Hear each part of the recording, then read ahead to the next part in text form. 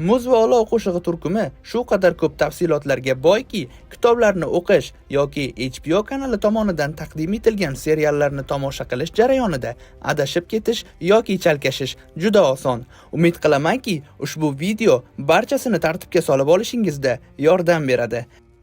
Odamlar kelib hamma narsaga nom berishidan oldin Westerosda o'rmon bolalari va gigantlar, ya'ni ulkan odamlar yashagan. Bu ikki tur temir orollaridan tashqari butun Westerosda istiqomat qilgan. Ular vaqti bilan o'zaro jang qilib turgan.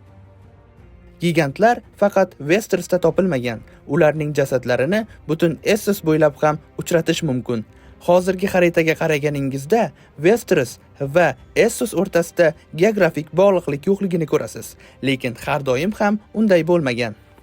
Hikoya boshlanishidan 12 ming yil oldin birinchi odamlar deb ataluvchi guruh Doran burni deb nomlangan tabiiy ko'prik orqali o'tgan. Ularga birinchi oliy qirol Gard Greenhand boshchilik qilgan. Ularning qayerdan kelgani tarixda yo'qolib ketgan, chunki bu hali yozuv ixtiro qilinmagan davrlar edi. Faqat og'izdan og'izga o'tgan gaplar va g'ordagi o'ymakor rasmlarga tayanish mumkin. Birinchi odamlar o'zlari bilan otlar va bronza qurollarni olib kelgan.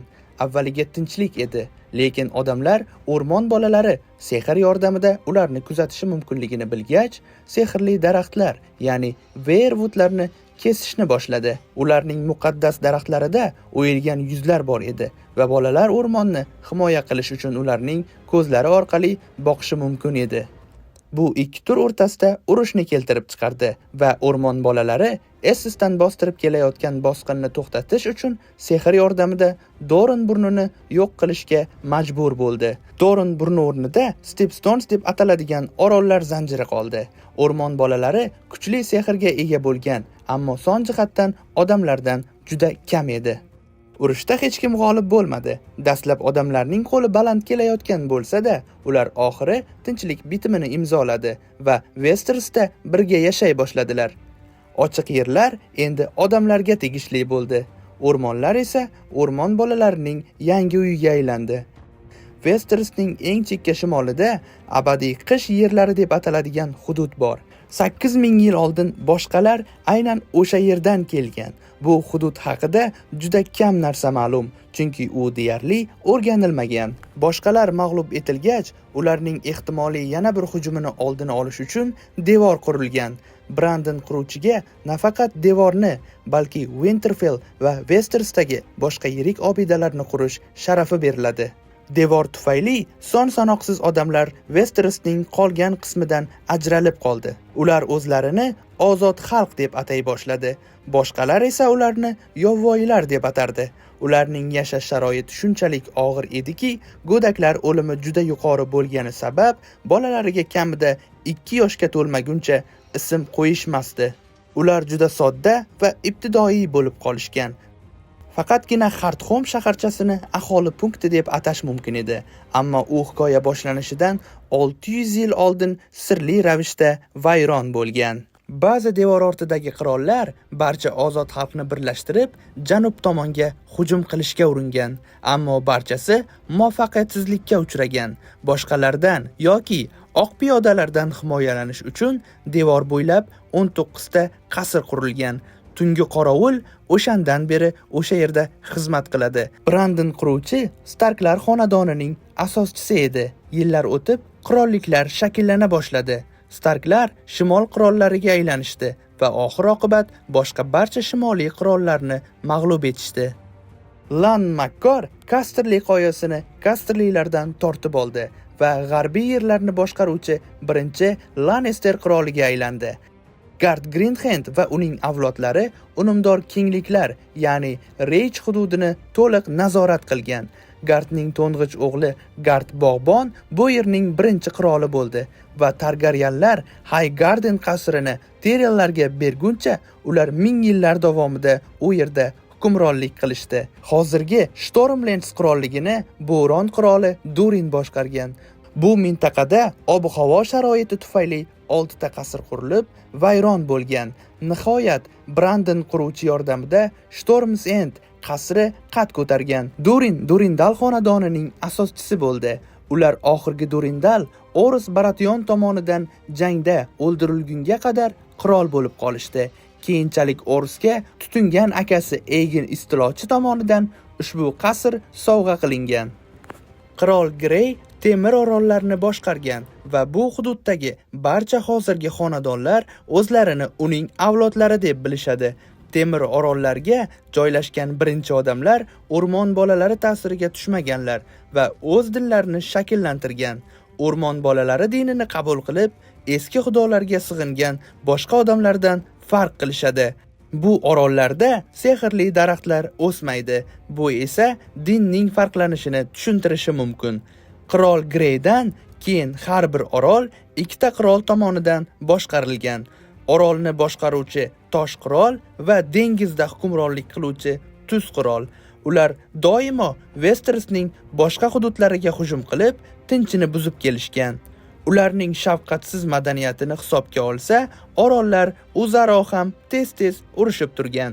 Oxir-oqibat kichik qirollar yig'ilib, barchani birlashtirish uchun bitta oliy qirolni saylaydigan bo'lishdi. Riverlandsda ham bir necha xonadonlar qirol bo'lganini da'vo qiladi. Ulardan eng e'tiborga moliklari ming yillardan beri raqobatlashib kelayotgan Brackenlar va Blackwoodlardir. Doran haqida gap ketganda, ko'pchilikning xayoliga birinchi bo'lib Martellar keladi, lekin ular sahnaga ancha keyin chiqishgan. Dorandagi birinchi odamlardan tarqalgan qirollar qatoriga Danelarni va Ironwoodlarni qo'shish mumkin. Doranliklar doimo chegaradosh Stormlands va kengliklar, ya'ni Reach bilan adovatda bo'lgan. Qasrlar qurilib qulayotgan bir paytda sharqdan yangi bosqin yopirildi. Essesdagi Andallar tepaliklarida Huger ismli kishiga go'yoki 7 xudo tomonidan toj kiydirilgan va uning avlodlari xorijiy o'lkalarda buyuk qirolliklarga ega bo'lishi aytilgan. Temir qurollar bilan jihozlangan Andallar Tor dengizni suzib o'tib Vale, ya'ni vodiy yerlari hududiga tushgan. Bu tog'li mintaqada aholi unchalik ko'p emas edi. Andallar vodiy yerlaridagi birinchi odamlar hukmronligini to'liq tugatishgan. Aren xonadonidan bo'lgan Andallar tog' va vodiy qirollariga aylanishgan. Ularga bo'ysunmaganlar esa tog'larda qochib, tog' klanlarini tashkil etishgan. Vale, ya'ni vodiyni bosib olgach, Andallar Riverlandsga o'tishgan va u yerni ham nazoratga olishgan. Andallar Stormlandsga ham harakat qilishdi, lekin Stormsend qasri yengilmas edi. Natijada Durandinlar Andallar bilan qarindoshlik aloqalarini o'rnatib, ularning diniga o'tishgan. Lannisterlar ham janglardan so'ng nikoh orqali kelishib, dinni qabul qilishgan. Bog'bonlar xonadoni esa jang qilmasdan nikoh va dinni o'zgartirish yo'lini tanlagan. Biroq shimol mutlaqo boshqacha hikoya edi. Starklar sharqdan kelgan birinchi hujumda Andallarni tormor qilishdi. Strategiyani o'zgartirgan Andallar janubdan hujum qilishga urinishdi, ammo botqoqliklarda yashovchi Krangmenlar ularni o'tkazmadi. Andallar sehrli daraxtlarni yoqib, o'rmon bolalarini o'ldirishgan edi. Shuning uchun bu janglar katta ahamiyatga ega edi. Vaqt o'tishi bilan o'rmon bolalari va gigantlar soni keskin kamayib ketdi. Asosiy turkumda ko'ramizki, ular deyarli qolmagan va faqat devor ortidagi yashirin g'orlarda sanoqli bolalar va bir nechta gigantlar saqlanib qolgan. Shuningdek, eski shahar shahrini ham eslatib o'tish kerak. Bu shahar Westerosdagi eng qadimiy, eng boy va eng yirik shaharlardan biridir. Bu yerda mesterlar tayyorlanadigan sitadel va 7 xudo dinining markazi bo'lgan yulduzli sept joylashgan. Poytaxt qirollik bandargohida aholi ko'proq bo'lsa-da, Old Town, ya'ni eski shahar hali ham madaniy va moliyaviy markaz hisoblanadi.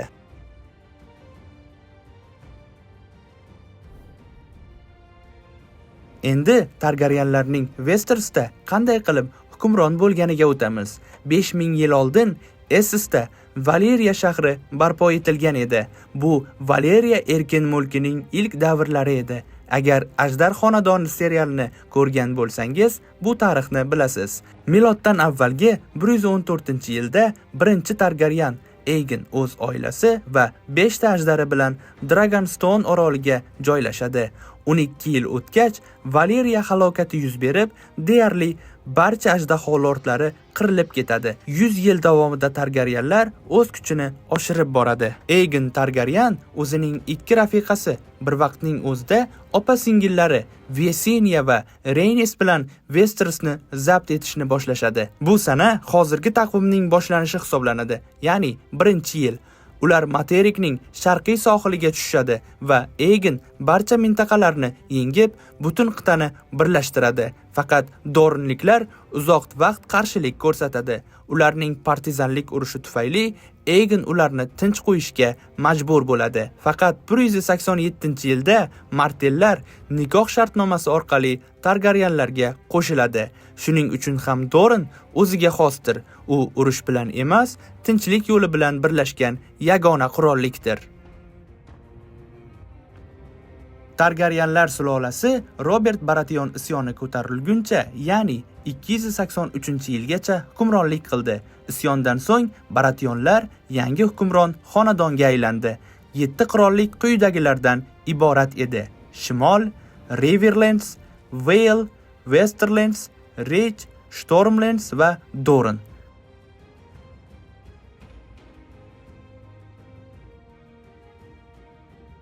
Endi tor dengizni suzib o'tib, Essosning sirli yerlariga nazar tashlaymiz. Essos turli xil madaniyatlar va qadimiy sirlarga boy.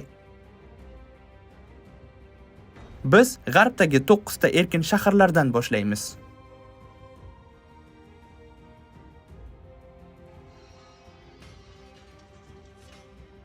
Braavos. Bu shaharlar ichida eng noyobi, chunki u Valeriyadan qochgan qullar tomonidan asos solingan. U o'zining kanallari, temir banki va albatta yuzsiz qotillari bilan mashhur. Loret ko'proq chekka va kamroq ta'sirga ega shahar bo'lib, o'zining labirintli tunnellari bilan tanilgan. Norvus o'zining soqolli ruhoniylari va qat'iy tartib intizomi bilan ajralib turadi.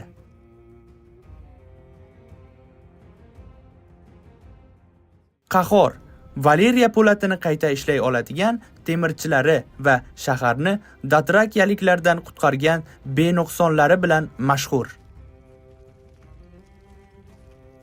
Mir mahoratli hunarmandlari, ayniqsa linza va kashtachilari bilan nom qozongan. Volantis erkin shaharlarning eng qadimiysi bo'lib, u yerda qadimiy Valeriya avlodlari hukmronlik qiladi. Tirish savdo markazi va yollanma askarlari bilan tanilgan.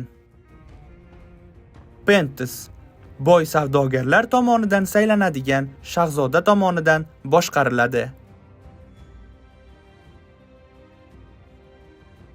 Lis go'zallik va zavq-shavq shahri sifatida mashhur.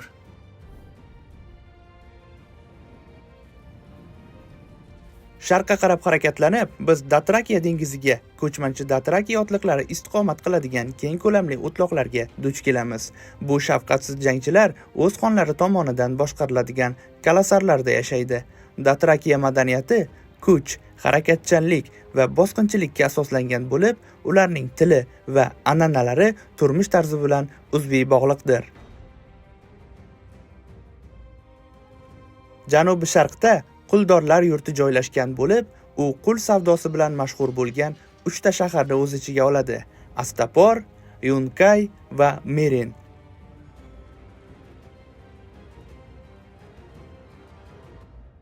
Benuqsonlarni tayyorlash bilan tanilgan Astapor shahri yaxshi xo'jayinlar tomonidan boshqariladi. Shahar o'zining qizil g'ishtlari va qat'iy intizomi bilan ajralib turadi. Shuningdek, sariq shahar sifatida tanilgan Yunkai ham qullarni tayyorlashga ixtisoslashgan.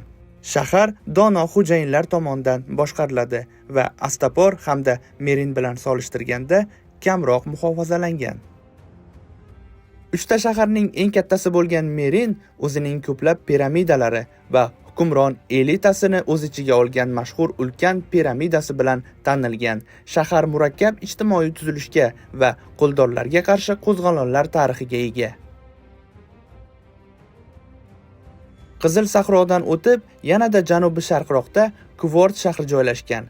Sharq darvozasi nomi bilan mashhur bo'lgan Kvort ulkan boylik va ekzotik go'zallik shahridir. U aslzodalar tomonidan boshqariladi va o'zining baland devorlari hamda gavjum bozorlari bilan mashhur. Kvort Essosning g'arbiy va sharqiy qismlarini bog'laydigan savdo markazidir. Bir vaqtlar Valeriya erkinligining yuragi bo'lgan Valeriya yarimoroli hozirda Tutunli dengiz nomi bilan tanilgan kimsasiz va xavfli joydir. Valeriya halokati bir paytlar buyuk bo'lgan sivilizatsiyani vayron qildi va mintaqani xarobaga aylantirdi. Kamdan kam odam tutayotgan xarobalardan kirishga jur'at etadi va borganlar ham deyarli qaytib kelmaydi. Dunyoning eng chekka sharqida Soyalar o'lkasi va sirli Ashay shahri yotadi. Bu qorong'i va vahimali joy haqida juda kam narsa ma'lum, ammo u sehr va qora san'at markazi deb aytiladi. Ashay xalqi juda sirli, shaharning o'zi esa sirlar va soyalar bilan qoplangan. Soyalar o'lkasidan shimolda Oltin imperiya Yeti joylashgan. O'zining dabdabasi va qadimiy tarixi bilan tanilgan Yeti imperatorlar tomonidan boshqariladigan boy va qudratli qirollikdir. Yeti o'zining qadimiy madaniyatiga ega va u dunyodagi eng rivojlangan sivilizatsiyalardan biri hisoblanadi. Yetidan shimolda ko'chmanchi yogosinaylar istiqomat qiladigan ulkan o'tloqlar bor. Bu xalq o'zining o'ziga xos madaniyati va ajralib turuvchi tashqi ko'rinishi bilan mashhur bo'lib, erkaklar ham, ayollar ham boshlarini qirtishlab yurishadi va faqat bitta o'rim soch qoldiriladi. Yogosinaylar shafqatsiz jangchilar va mahoratli chavandozlardir. Ular ayollar ustunlik qiladigan matriarxal jamiyatda yashaydi.